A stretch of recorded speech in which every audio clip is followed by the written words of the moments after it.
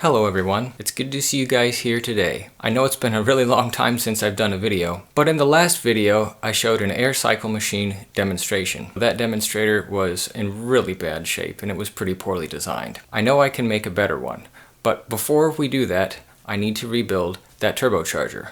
So let's get to it. So in the last video I mentioned that the turbocharger was, and I quote, already junk. That would be a gross understatement because this thing, as you can see, was extremely burned out. I mean, yeah, bad, really bad. But it's okay, because as you can see over here to the right, have a new core for the turbocharger. Sorry I can't show you guys fitting the compressor housing. That was really difficult to do. So the turbine housing here has a crack in it. I don't think that's going to be an issue, as I'm not going to be putting this turbocharger on any kind of engine, so it's not going to get hot. I'm going to refit the turbine housing, and I need to clean up these banjo bolts for the oil feed lines. This oil feed line I'm going to cut today, and I'm going to cut it short, and then I'm going to braze on a piece of copper.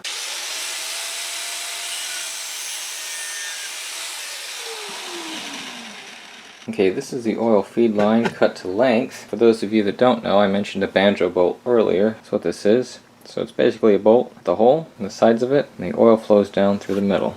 So the oil feed line, the banjo bolt, they go together like this. So the oil that comes down the feed line goes through this annulus there, and it goes through the holes in the bolt, goes down into the turbocharger. So I need to clean this up, and I need to clean up this oil feed line before I can braze onto it.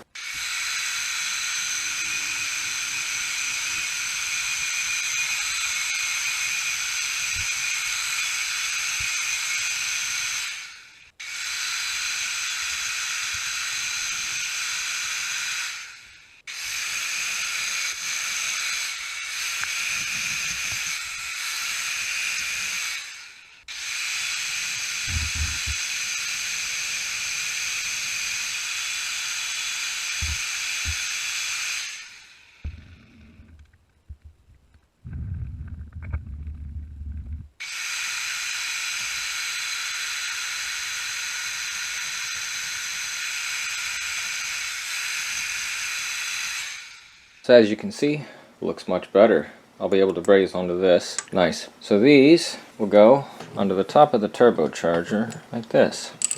And that's what's going to supply oil into that bearing. But we're not ready for that yet. But what we can do, I'm going to refit the turbine housing. Just a few quick notes before I do that. The wastegate actuator here, right here, we'll need to keep that. We don't actually need to operate the wastegate. We're actually just going to use the tension that's in this actuator to keep that wastegate shut. And the compressor bypass valve, I'm going to be taking this cover off and I'm going to be making a blind. It's basically just like a plate of metal that's going to block any airflow, and I'm going to try to seal it up with some sort of sealant. The reason I'm doing that is because this thing leaks like crazy. Alright, let's get onto that housing. When you're fitting either the compressor or the turbine housing onto the turbocharger, you need to be careful not to damage either the compressor or the turbine. The housing, especially for the turbine, is big and heavy, so be careful when you're handling it. Make sure you don't drop it onto the turbine impeller.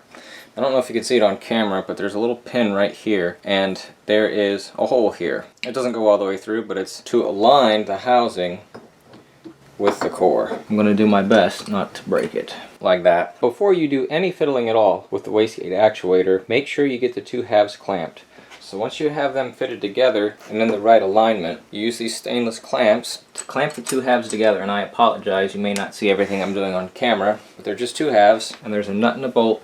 It pulls the core onto the housing, and as long as they're in alignment, it'll bring the two together, and it'll keep them exactly where they need to be. So I went ahead and tightened these up off of camera, so now the turbine housing is firmly clamped onto the core. But something that you need to be aware of, right now, this clamp, because of where it's positioned, could be blocking the coolant lines. It may not be, but regardless, in this case it doesn't matter, because as I said, it's not going to go into a car. This thing is not going to get hot at all. In fact, this part, hopefully, is going to get very cold. But if you are putting it in a car or attaching it to some sort of engine, be mindful of the position of the clamp. You may need to find the torque specs for your specific purpose, but this will work just fine for what we're doing. So now that everything is refitted, we can attach the wastegate actuator rod.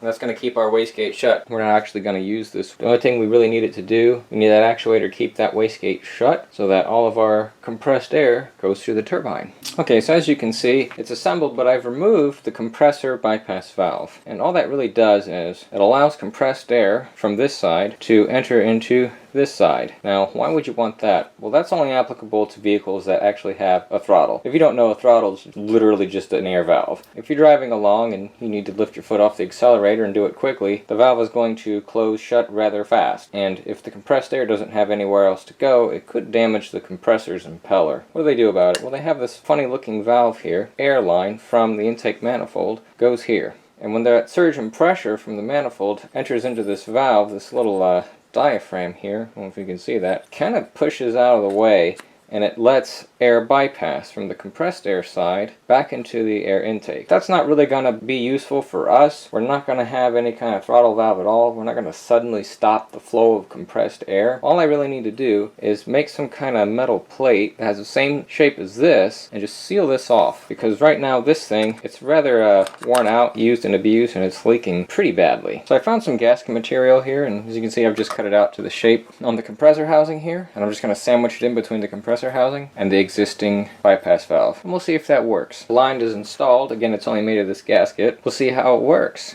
The real test is going to come, of course, when we get all of this powered up. The next thing that I need to do is start working on the lubrication system. I need to get a pump, I need a line to it, and a reservoir. And before I wrap it up here, I just wanted to show you, I do have plenty of space here for the oil feed line, and it does look like I can go either direction. I can have it pointing out this way, or I could flip around 180 and go out this way. Looks like we're all good on this front. So, onto the lubrication system. So guys, the turbocharger has been rebuilt.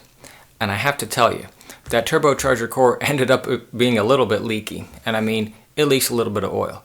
Now that could be because it just needs to be really hot in order for the seals to seep, or it could just be a cheap eBay turbo. You know, eBay turbos. What can you do? But anyways, it doesn't matter. It will work for this air cycle machine demonstrator. The video is coming really soon, so stay tuned, and thank you for watching.